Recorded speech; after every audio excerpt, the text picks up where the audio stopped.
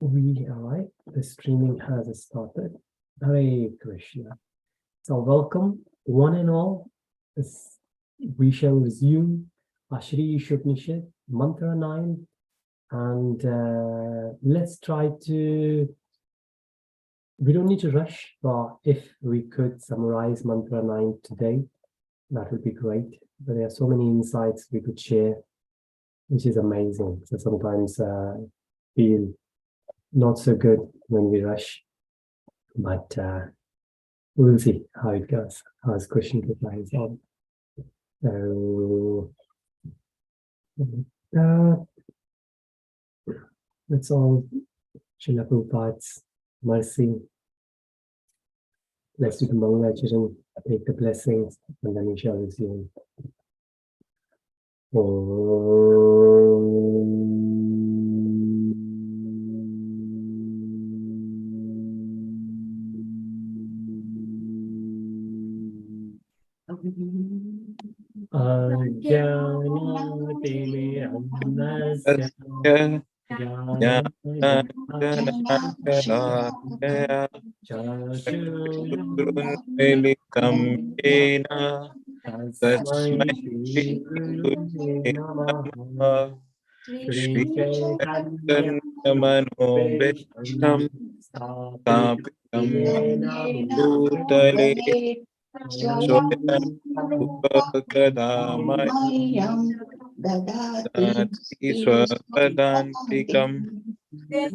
Vandeham Shri Guru Shri Yuta Padakamalam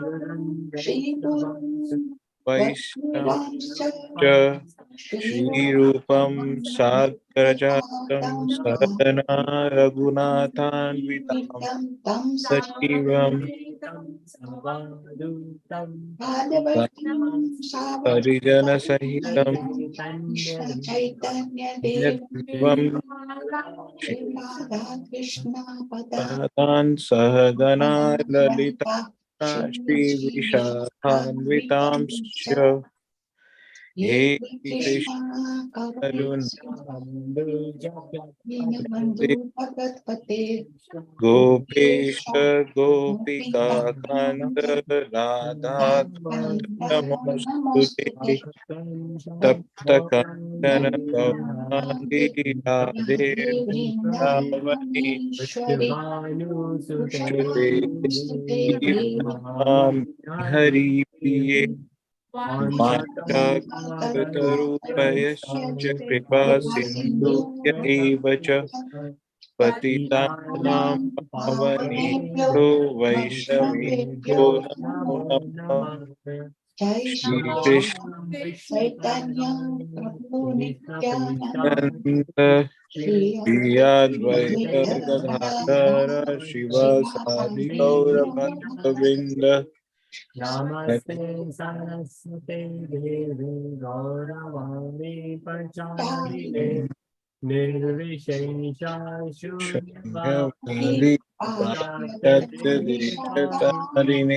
Shri Shri Krishna Chaitanya Prabhu Nityananda Vaita Gadadhara Shivasavrinda Hare Krishna, Hare Krishna, Krishna Krishna, Hare Hare, Hare Rama, Hare Rama Hare Hare. Srila Prabhupada ki Jai Gurudev Maharaj ki Jai Jai Jai Shri Radhe. Radhe. Hare Krishna. Thank you so much for everyone joining in on site and off site. It's such a pleasure in the temple every Sunday, twice in day. So we have morning and we have afternoon in the temple, in Watford Temple. Before the kids session starts, so 1 in the morning, 9 to 9, half 9. So half 9 session starts, and 9 is the time when all the children, they gather together right at the front of the Lordship, the deities in the temple room. And then Prabhuji, Yogi Prabhuji, he does Mangalacharan and all the kids, they join in one voice, and it's so great to see them. And the same thing happens in the afternoon as well. The session, I think 11:30 or 11:15, everybody gathers together. So like we were saying that when we do chanting alone, that's just the chanting. But when we do chanting together, that's like part of a kirtan. So thank you so much for participating there. Now, moving on to the Shri Īśopaniṣad, what we have been doing. 18 mantras, and very quickly to recap, it's important to recap. And Srila Prabhupada has always recapped, and he has always said that the foundations should be strong. If we have foundations, strong foundations, then we can go much, much higher in spiritual advancement. So we have the invocation mantra, which gives us the principle in mantra 1. So invocation says everything is perfect. Om Purnamada Purna, it's perfect. Krishna is Purna, and we are Purna. So we don't really need materially anything from outside. Well, spiritually, we don't need anything from outside, but the only shift is that we keep looking for material things. Materially, we will never be satisfied in this material world. There will always be something else to gain. But spiritually, we are already complete. Internally, we are already complete as a Satchit Ananda Atma, the soul. So it's just the body. And then there are 2 different types of bodies, gross and subtle. So just because of the body, we keep working. If we go to the soul level, then we understand that everything belongs to Ishvara, right?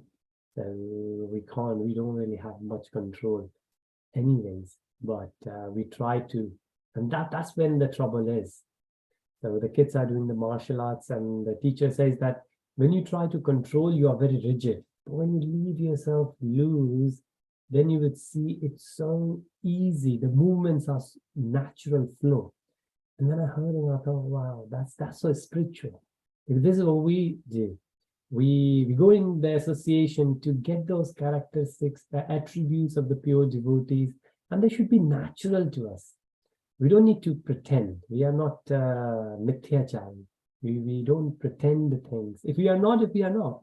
If we are not, we are not. We will agree to it, that we are still work in progress. But everything belongs to Ishvara. Let's live in this harmony. So we will able to have a great time on this material planet, but at the same time with a spiritual focus. If we won't, never mind spiritually, even materially, we will not be able to convey happiness. Not among ourselves, not in our relationship, not in the society, not in the nation, not on the planet. So basics there. Then spiritual vision, we saw that we can't understand. Materially, we are so limited. So we got to take the spiritual vision from the sadhu, guru, who is the leader, and sadhu, the association, and the shastras, the scriptures. They reveal everything. And those scriptures could be written by the sadhus, they could be written by the gurus, because they know it all, they have seen it all. And this is what the verse says, that when we will see Nectar of Devotion, we will see that the qualities of gurus. And then 9 to 11, where we are, right and wrong knowledge. So we need to understand the understanding and the knowledge. And then, of course, based on that knowledge, we will be able to worship the Lord. So the kind of worship we do these, and there was a great analogy, and we will touch base maybe a bit later in today's class, the example, and it comes from Sufi tradition. There's a beautiful name called Noor. Noor is light. And if you see, even the self-realized people, they're called enlightenment. And in Christianity also, so Noor comes from Sufi. Sufi is more closer to Islam, and enlightenment is Buddha. And then in Sanatan Dharma, we have Brahman. And then we always say, this is somebody who is awake, who has now seen the difference between spiritual and material, and that what's illusion and what's temporary and what's permanent, eternal, Satya Chitanand. Somebody who has seen it all.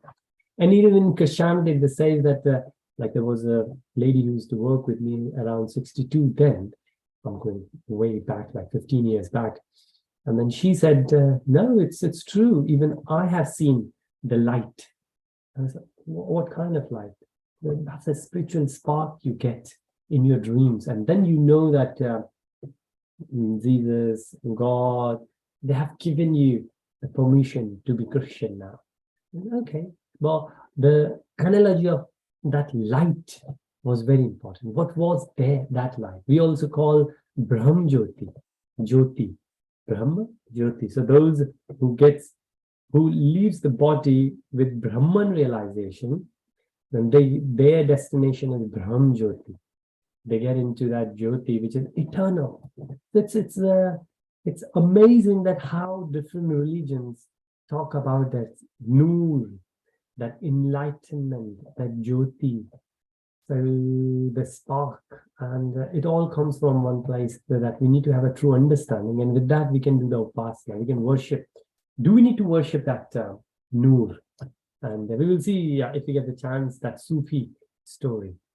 And then, of course, if we can do that, the right type of knowledge will lead us to the right type of worship, and then we will see the Lord Krishna, Bhagavan, Ishvara will reveal himself, right?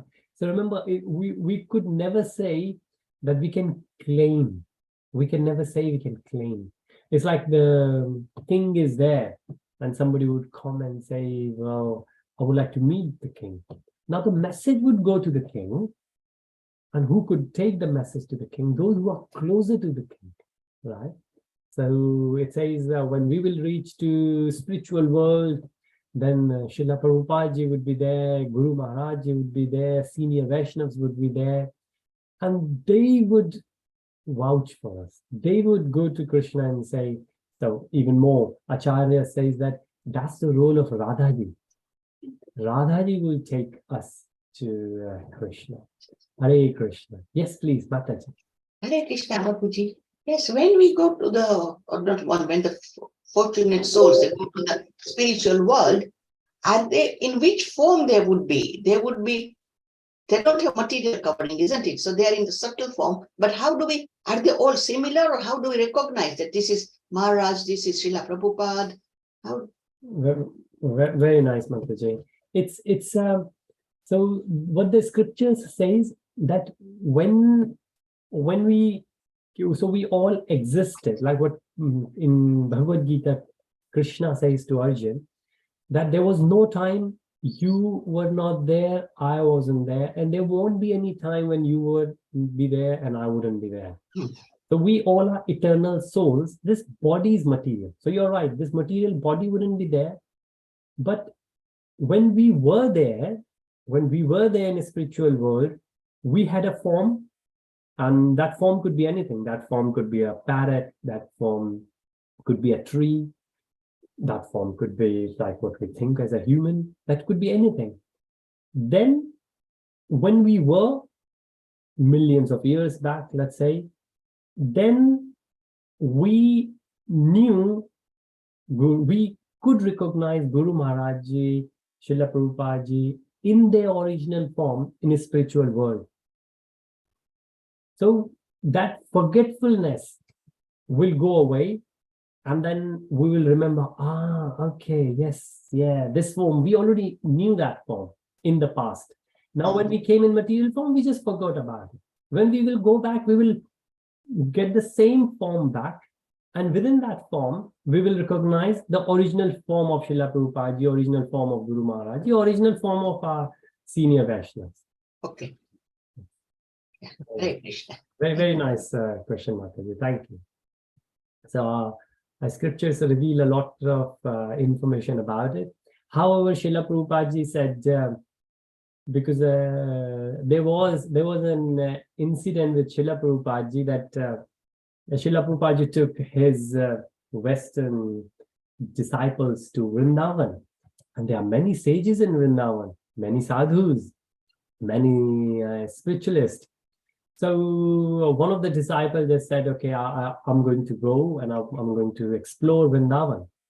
And he ended up with someone, obviously there are so many stories within Vrindavan. So somebody told him, well, there is a sadhu there who will let you know your spiritual form.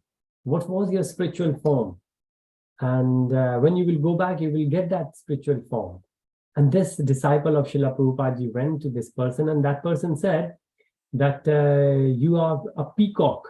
You were a peacock, and you will go back and become a peacock. And that person came back. Then that person didn't come to Srila Prabhupada's lectures. And Srila Prabhupada was looking, what happened? Where is that disciple? So people said, don't know, Prabhupada, he stays in the room. He doesn't come out a lot. Then Prabhupada went to that room, and Prabhupada noticed that this disciple was all dressed up like a peacock. And Srila Prabhupada said, what happened to you? Are you rehearsing for a drama? He said, no, Prabhupada, I went to this sage and he told me that I used to be a peacock and I'm going to go back. And when I will go back, I will be a peacock. But in material world, I don't know how to act as a peacock, so I'm practicing to be a peacock. And Prabhupada said, well, see, you don't really have to practice for something which you inherently are. That when that time will come, that characteristic will develop back into you. And that's so true, isn't it? Then when we do the fire sacrifices, then the wood is there, the fire is there. We can't see it, smoke all over the place. We put a bit more fuel on it, and the fire from beneath comes back out of it. Or sometimes when we have, we need to do the dusting in the house. Dusting is just on the top, just the top layer. We just need to take that layer off, and that whatever crystal piece is behind it, it has always been. So that's what we are, Satya Chitta Ananda. And whichever form we are in a spiritual form, we were and we will develop back. We don't really need to worry about it, because when we will go back, we will do it. But what we can do based on this form. And another place, Srila Prabhupada said to someone else that, like Balramji is always there to serve Krishna. And like Radhaji is always there to serve Krishna. Whichever form Krishna takes, Radhaji is happy. So Krishna comes as Lord Rama. Radhaji will say, okay, I will come as your counterpart. I will become Sita. So whichever form Krishna will take, Radhaji will come along and serve. Balramji will come along, take any new form and serve. So whichever form we have, we don't really need to worry much about it. Now we've got this material form. We just need to serve. And this was such a beautiful way of doing it. To understand that when we perform devotional service, then it's, of course, we get all the benefit. We get a lot of benefit out of it. It's a very selfish act. But we do devotional service, so we get it. But of course, the idea is to serve Vaishnava. But very nice question, Mataji, that how we will recognize. We will recognize because we always knew those forms in the past. Hare Krishna. Thank you so much. So understanding which will give us the right way of praying, and then Ishwar will reveal himself rather than, so like the example, the analogy we were saying, when somebody will go to meet the Lord, Guru Maharaj, Srila Prabhupada, Radhaji will take us to Krishna, or will recommend us to Krishna. But right at the end, it's Krishna's will to come and see. We can't really claim that we have done so many chanting, we have done so much of devotional service. We couldn't. This is all we could do to purify ourselves. But then at the end, it's on to Ishwar. But Krishna says that what kind of prayers. And we have seen Bhagavatam is such a pure scripture which has revealed so many beautiful prayers from so many pure devotees, Dhruv Maharaj, Prahlad Maharaj, Kunti Maharani, Gajendra Moksha. And so all those prayers where Lord himself, Lord would love to come and meet Krishna, meet the devotees. And we will reach to that level right at the end, but that's the conclusion. So we have seen this, well, we will see the chart which we have been discussing. No, this one. So ignorant pursuit of sense gratification, mantra 9. Compared to that, vidya is considered as the knowledge of sense gratification, but knowledge of sense gratification is actually worse than for someone who is ignorant of sense gratification, because that person is blank. That person could easily be taken to Krishna consciousness. Mantra 10 would tell us that knowledge for pursuit of sense gratification, and we will see maybe next week we will start mantra 10. We will see the purpose Srila Prabhupada ji has provided regarding these two comparisons. But the whole Krishna consciousness journey we take, it's leaving from sense gratification to devotional service.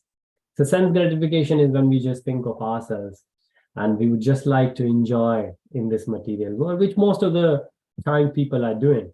I remember somebody very close relative of mine said to me, "You don't know how to enjoy life." Right? And what basically the person meant was that because you don't go to watch movies, you don't go watch sports, you don't go for party, and that was like over 10 years. And now the person agrees then that I'm quite happy. And I said, there is no surprise. It's not that I am happy.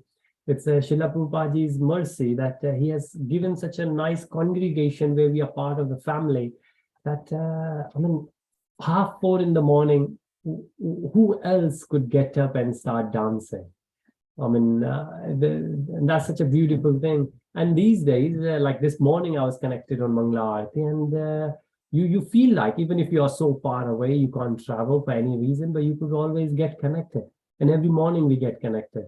And it's like we are doing Mangala Aarti in Watford Temple. And of course, when we can, we go there. So it consolidates our experience. But from sense gratification, moving to Krishna consciousness. And Mantra 11 says that rather than sense gratification, then devotees focus on just bodily maintenance. And that's a bit better than sense gratification. So like we were saying, somebody might say, oh, I take maybe massage every week to keep myself healthy. Now, really? Or do we really enjoy that? It's there's a fine, thin line in between. You know, somebody says, I do 10 minutes yoga every day, and that's just to keep my body. And there are many, like Gaurang Prabhuji has famously said that I do 5-10 minutes yoga every day. Radhanath Swamiji Maharaj used to do a lot of yoga, and he's a yogi. It's himself. If we read his books, especially Journey Home, the time he has spent with yogis and the way he survived, and now purely in Krishna consciousness. So some of those practices are always there to maintain the body, because body is the vehicle through which we can do Krishna consciousness. So this group of these three mantras give us the correct understanding where we were and where we are and where we would like to, in terms of the knowledge, what kind of knowledge we need to have. And it's very practical, very, very practical.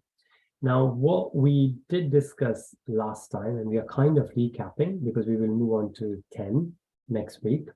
So mantra 9, we have seen that, so 9 to 11, the culture of knowledge and essence, which is like the true understanding and something which is not understanding, like the dark understanding, the dark knowledge, not a good knowledge, which a lot of time we discuss that kids are very knowledgeable these days. They know how to use the internet and mobile, and that knowledge is not doing much good to us, or maybe doing a lot more harm. So whether that knowledge is better, maybe not as it's supposed to be. So worse than ignorance and materialist is the pseudo-spiritualist who mislead others, mislead others with misguided knowledge. So, and that's a beautiful way that, again, Bhagavad Gita 15:15, Sarvasya Chaham Hriday Sannevishta. Like Krishna says, I'm in the heart of everyone. If Krishna is in the heart of everyone, then how we could feel envy against anyone? Why we will become angry towards anyone? How come we feel hate towards everyone?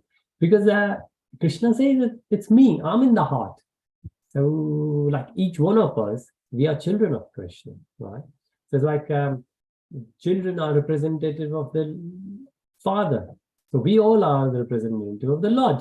So if we hate someone, another human being from another country, another nationality, another belief system, another religion, then it's like we are hating the whole humankind, hating Krishna himself.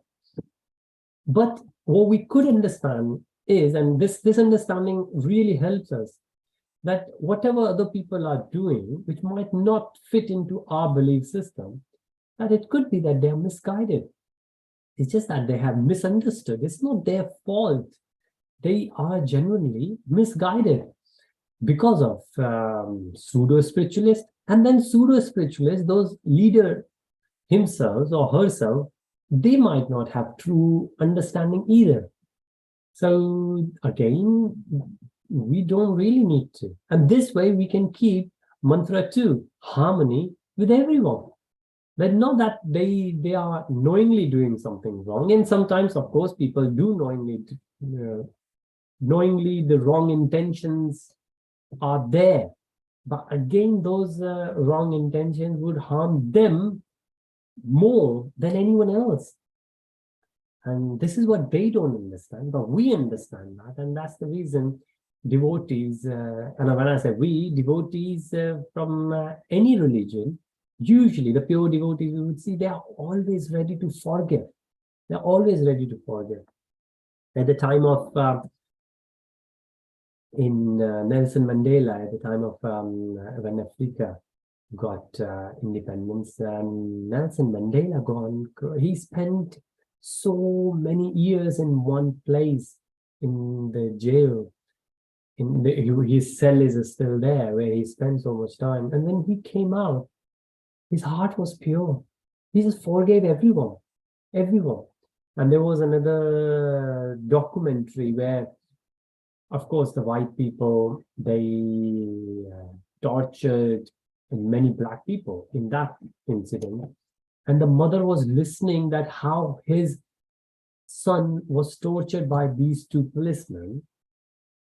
And she was in tears and the verdict was going on. And at the end, the judge said, okay, I'm going to give the punishment, but I would like to hear from the mother of the victim. And the mother was there, sobbing. And for like last 40 minutes, she was just listening when the whole judge was listening, that how these two tortured the son. And she was crying. And she came, she hugged those two policemen and said, I forgive you. I forgive both of you because you didn't know what you were doing. And they started crying as well. This is a documentary, something similar. Now, how somebody gets such a power? Who is more powerful? I think that mother was so powerful that how could, think of ourselves, and I think of myself personally, if somebody would say one good thing about me, I would be boosted. I would say, wow, nice, beautiful. Yeah, of course, you got it right. I'm great. But one little thing, if somebody would say, I would say, hang on, you can't say that thing about me. This is just saying something bad about me. Now think if somebody would do thing against that about me, somebody will slap me, pinch me, and then not only me, but somebody would torture my son, my children. Are we so powerful that we could? Now, how could someone do it? I think it all comes from the strong pure intentions, the spiritual foundations. So when I say devotees, so it's not only those who are in Vedic culture. I'm pretty sure in all other cultures, yeah, the same. And I'm here in Sutton, and I attended a kind of conference from the local police. And there a couple came, a very nice, wealthy couple, and they had 2 children. And they gave us this story, and there were a lot of children there. The whole idea was that they will come and they will tell the kids about the knife crime. And I took my son there. It was organized by the local police. And those 2 parents were there, and obviously while they were discussing, they started crying. The mother started crying initially. They said that there were like 4 people, and there was one child who stabbed their son 22 times. 22 times. And she started crying, of course. And this happened like 12 years back when they were telling us the story last year. And later on, she met those kids, those kids who were obviously convicted. And they were so sorry. They were so sorry that they did it. And it's a long story, but this mother said, I can forgive you, but how would you forgive yourself? This crime you committed will stay with you for the rest of your life. And they obviously 15 years later, they came back, and they still meet. Well, 12 years back, they came back, and those, of course, these kids are grown-ups now, and they come and still meet their parents and say sorry. And these 2, they have forgiven. They are Christians, and of course, the strong devotees, I would say, strong spiritual practices. So this is the way how we could live in harmony with everyone. Not that what others do, because when others do these things, their knowledge is misguided. Either direct, they get that knowledge, or most of the time, they are misled by others. And in all the examples, the same thing happened, like what happened in the case of Hitler, and many other examples you can see. Those people who commit, they were just misguided. And that's why this theme is so important for us to understand, that so we won't get misguided, right? Because these verses, they tell about the knowledge. And in Bhagavad Gita, chapter 17, also we have the knowledge in 3 goodness: more of ignorance, more of goodness, more of passion, material, more of nature. The knowledge could be in all these 3 modes. So we do need to understand, and when we can understand, and of course we can share with our family, our kids, in the society, but above all, we can practice ourselves, and we could live in harmony with others because we understand they are not. So ignorance versus knowledge. Ignorance, which is avidya, and knowledge, which is vidya. We have gone through and all that. Hare Krishna. Anil Prabhuji, please. Yeah, Hare Krishna Prabhuji. Very interesting point we came across about the false. I think it leads us to false gurus and other false godmen who claim to be the leaders. So many people, sometimes when because we are a part of ISKCON, and we believe in the principles, some people from the outside world or also from the other spiritual organizations, they often come and pose this question, which is very directly related to the point that we saw. Then how do you distinguish, what are the signs, or how do you distinguish a pseudo spiritualist from a spiritualist? They say, how do you distinguish your organization from the others who preach Bhagavad Gita, who preach also these books? So how is ISKCON different? So I think it is, if you can just give us a few points which help people understand or differentiate the pseudo spiritualists, not only materialistic leaders, but also other spiritual leaders from the spiritual leaders that we have in our Guru Shishya Parampara. That will be really great, and it will also help us answer those curious questions that come our way.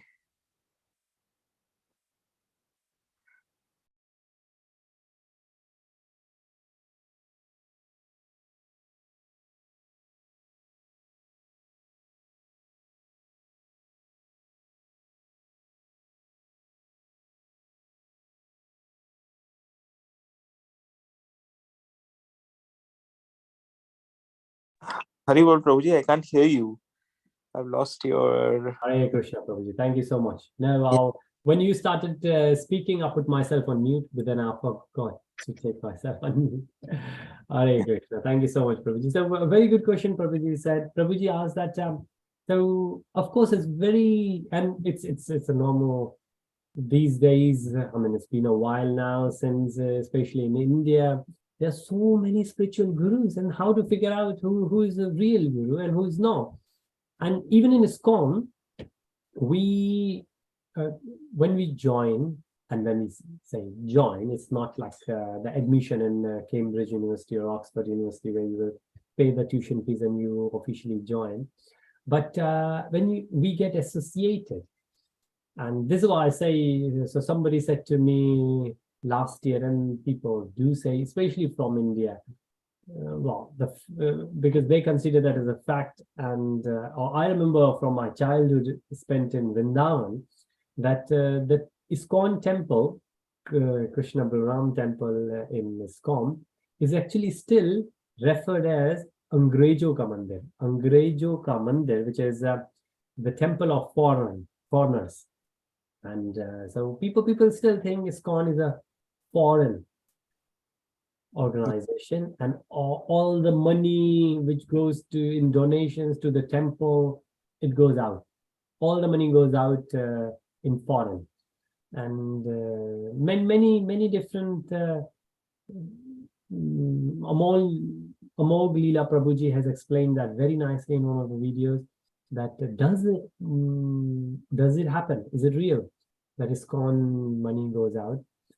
But so we will leave that on one side, but so the question is still the same, that which organization is real? Is it ISKCON a fake? But currently we are talking about gurus. So how to realize which guru is nice? So when somebody said to me, "Oh well, all the money from in ISKCON goes out," then I say, well, you go to the temple and don't give any money, right? If you think that money goes out, then go to the temple. Do you enjoy the kirtan there? Yes, kirtan is nice. Well, go and enjoy the kirtan. And wherever you will go, you have prashadam, especially in India, right? And if you are here somewhere, maybe when I went to, especially it was winter in Belgium, Radha Desha, they charge nominal fees for the prashadam. Especially when there are not many people, they need to know if you will take prashadam tomorrow. So they just take nominal fees. So we were 4 of us and say, yeah, 4 of us will have prashadam tomorrow. And you pay a bit of donation in advance. But in India, you don't have to. I say, well, you go, you enjoy free of cost, a complimentary prashad. You have the kirtan, don't give any money. And the guy said, yeah, that's okay. Well, nobody will force you to have it. So that's one yardstick. The second one regarding the gurus, it says, so like the picture there on the screen. But what we say in ISKCON when we join, or when we get into the association of the devotees, then there is a course called IDC. It's a disciple course. ISKCON disciple course, IDC. And in ISKCON disciple course, they say before, and this course is available on YouTube, free of cost, anybody could do it. But if you want a certificate that you have done it, then you get another to any organization like, well, sorry, not any organization, within ISKCON, whichever temple you are in, then you will do that physically and you will get a certificate. And for some purposes, we need the certificate. But there, what it says about the guru, they say there are so many gurus in ISKCON, and you need to make the selection. And how do you decide which guru is best for you? Then, of course, the question is whether real guru or pseudo gurus, a fake guru or a real guru. But let's imagine all the gurus are real. If we imagine that, right? If all the gurus are real, how to decide who is the best for you? How to decide who's the best for you? That has been explained there. And the process, I think, is the same, which will help you to identify, which will help anyone to identify a real guru or fake guru, which is follow the guru. follow not physically, but follow what Guru says, follow Guru's lectures, and of course, if we get the chance, live with Guru. Live with the Guru in a sense that when Guru, like our Guru Maharaji, when Guru Maharaji is in India, and sometimes you can go and you can live in India for a couple of weeks on holidays, like Guru Purnima coming, go and stay with Guru Maharaji. God Purnima just went, go and stay there. There is a whole festival. And then you get a lot more. You physically, we get much closer to Guruji. When Guru Maharaj will come here, will give a series of lectures, we can do that. But hear all the lectures, spend some time, speak to those people who are nearby. Just having spent that time, and this is what happens maybe from 6 months to 2 years. So it's not like once or twice. 6 months to 2 years, you follow the Guru, and then most of the time, until unless we are fake ourselves, until unless we are looking. So if we see this, that's why this slide is so important. That's in this slide, at the same time, we want material knowledge and we want spiritual knowledge. Material knowledge will let us know how to eat well, what to eat well, how to sleep well, which bed is much more comfortable in sleeping. And then defending, we build a whole house, mating, we will find the best partner we can enjoy with rather than we can serve with. So at the same time, we want both of us. Let's say we are not interested in a spiritual, we are only looking for material things. Then because we are fake, we will get attracted towards fake Guru.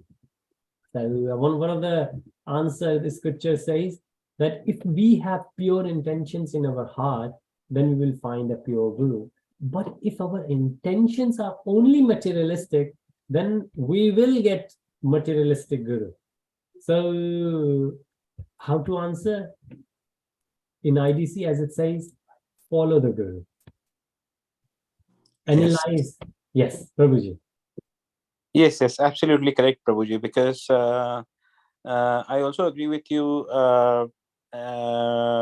I'm with you on the point that, people try to symbolize them as typical gurus who tend to give them most number of exceptions these days. So yes. So come back saying that, I have exception here. This institute has exception here. There's exception there, so I can follow my pursuits, other pursuits, non-materialistic pursuits, and therefore that that because that guru is more liberal, he is the ideal guru. So I agree with you completely. There are so many misconceptions that people have to rise above to recognize the true guru. And I also completely agree with you that when you see the dedication of people like Guru Maharaj, Jayapataka Swami Guru Maharaj, when you go and live with them for some time and you see the force of dedication for serving not only Lord but also serving Srila Prabhupada, his own Guru, then we get a better taste and a better sense of what actually a guru-disciple relationship is all about. Yes. Yeah, absolutely. Thank you, Prabhuji. Thank you. Thank you so much, Prabhuji. And such a beautiful point you raised there. And Guru Maharaj, I've spoken to so many. We are going to have a gathering here because Vyas Puja is coming for Guru Maharaj Ji, and all the devotees, they come together. And then, of course, if we are not lucky and blessed enough to be in Guru's association, then others are. And when you hear those stories, that how Guru Maharaj Ji acted in those incidents, the very first time how Guru Maharaj Ji got into, and it all started, and I was reading a book and I heard it somewhere as well, that like what Prabhuji mentioned about His Holiness Jayapataka Swamiji Guru Maharaj, that he was just a young lad looking, just like Radhanath Swamiji Maharaj. He was just looking and exploring this spirituality, and ended up where a Rath Yatra was about to begin in a sense that it will happen. Everyone was preparing for a Rath Yatra, and there was one devotee, and a senior devotee, and he was maintaining the Rath, and Rath was in the warehouse, and he saw Guru Maharaj as a young boy, and he said, well, you are just standing on one side, would like to help me. And I'm old, it would be great if you can help me. And this young boy said, yes, what can I do for you? And then this senior devotee said, well, could you pass me that hammer? Passed him the hammer. Okay, could you pass me those nails? Well, that young boy passed the nail. And he put few nails and he said, did you notice how I did that? And he said, yeah. Could you do that on the other side? And he did that. And then from there, a lot more responsibilities and more responsibilities. And Guru Maharaj said in his one of book that what I didn't realize, that the very first nail I put, the very first time I passed that nail and those hammer to the person, that was the devotional service. The opportunity of devotional service was given to me, not because I deserved, because of the mercy of that senior Vaishnava who gave me that devotional service. And that's how Guru Maharaj Ji got into devotional service. And since that, well, Krishna willing, he hasn't stopped. So it all starts from a very humble beginning. But if our heart was pure, if that young boy, well, the young boy had the choice, said, no, I don't want to pass on that. Or maybe that young boy would have said that I would rather go and enjoy myself in sense gratification rather than standing here and looking at you, what you are doing regarding this Ratha.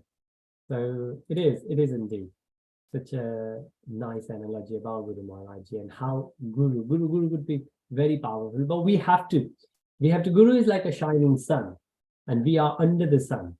And the Guru is showering the mercy. But if we will go and take a shelter under a cloud, then what shall we say? That the sun is not shining anymore. We will go and hide ourselves inside somewhere and we'll say sun is not shining. Sun has always been shining.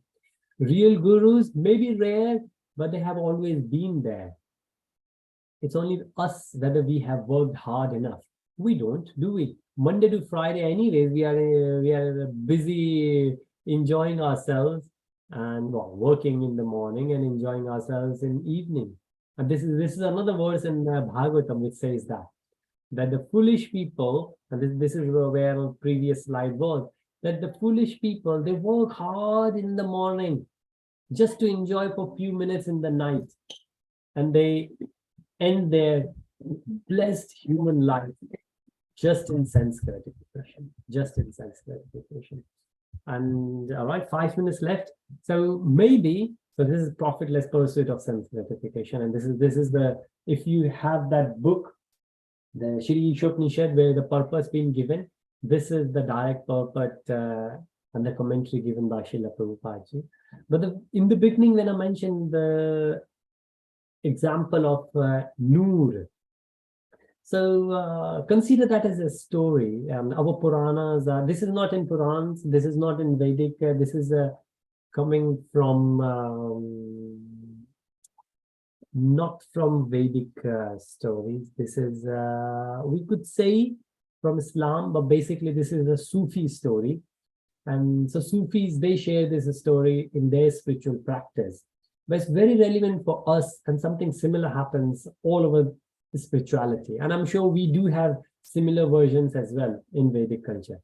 So the way story goes, that one day somebody called Noor, Noor is like for our context we can say knowledge, but Noor is like a light.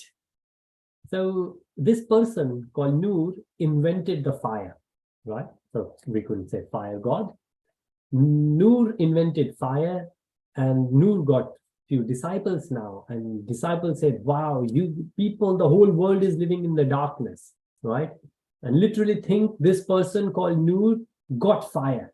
He knows how to create fire.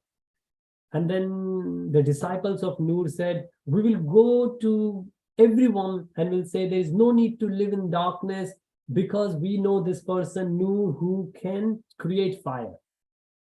Noor said, well, you can try that, but don't keep your high hopes, because people become very conditioned in their comfortable environment, even if that is darkness. And the disciples said, when the fire is there, when the light is there, when the Noor is there, why somebody would like to live in darkness? Noor said, well, you will find out, go and try. So the disciples, they went there in one of the village, and the villagers got so surprised and so happy, and they said, wow, there's a person called Noor, and he can create fire. Fire can give light, which means we don't have to live in darkness. And they said, tell us how this Noor looked like. And the disciples got confused. They said, well, what do you mean how? And what are you going to do with how Noor looks like? What Noor is the knowledge, is the fire, is the light, which will help you to come out of darkness. They said, we will talk about that, but let us know how Noor looks like. So disciples told the villagers who used to live in darkness that, okay, Noor looks like this and that. So they said, okay, now what we will do, we will make a painting. We will make a deity out of Noor, and we will pray to Noor, that Noor is a God who can create fire. And from that fire, the light will come out, and then that light will enlighten us, and the darkness will go out. And we will have a temple, and we will pray day in, day out. And these disciples said, well, what that will do for you? They said, oh, what do you mean? Noor is great. We need to pray Noor. They said, but you haven't met Noor. Don't you want the fire? Don't you want that light? They said, oh, that's a secondary thing. The main thing is that there is a Noor. What happened? And don't we do the same thing all the time? We go to the temple, and we are right at the front of deity. We will say thank you, and we will go away. We don't keep that light, that knowledge. Do we carry that knowledge within our heart in our day-to-day life? Maybe no. Monday to Friday, or sometimes even overtime on Saturdays. And Sunday, maybe if we consider ourselves religious and spiritual, we will go to the temple, but that's it. We go to the temple, we are just there, bow down to Krishna and come back, and it's gone. It's like another example, another slide we had, where we saw, we take the flower out, but the root is missing. We have just taken the flower, and the root, the seed are gone. Now, how long, once that flower is detached from the plant, how long that flower would retain its originality? It's just a matter of time, it will die. Most of the time, this is our spiritual practices are. We get so detached from the source, from Krishna, from Īśor, because we are doing Shri Īśopaniṣad. We just take the top bit, and we don't get into the seed, we don't get to the root. And that's the reason we just, and this is what we will do next section, where the worship will come, that how we should worship. Should we worship like these people did to Noor, or should we get connected to that source, connected to that root, connected to that seed? So we could have our own flower. And that's the reason, and we will end up here, that's the reason Srila Prabhupada Ji himself can create. He himself give us association. Guru Maharaj Ji himself can give association. And when we are in touch with them, we feel good. But once we are detached from them, we are back to normal. Because we ourselves not connected to the source. So on that thought, let's conclude today's session. And then this is mantra 9, and next time, until there are some questions, we would try to have mantra 10 started. We still could go on and on mantra 9, but let's conclude here. We shall resume back next week and try to get to mantra 10 and discuss a bit more. Thank you so much for everyone's associations, all the discussions. It really helps all of us to advance further in spirituality. Hare Krishna, Prabhuji. Hare Thank you so Krishna. much. Hare Hare Krishna. Krishna. Hare Krishna. With Srila Prabhupada ki Jai. jai. Gurudev Maharaj ki Jai. jai. Jai Shri Radhe. Hare Krishna. Hare Krishna. Hare Hare Krishna. Thank you so much.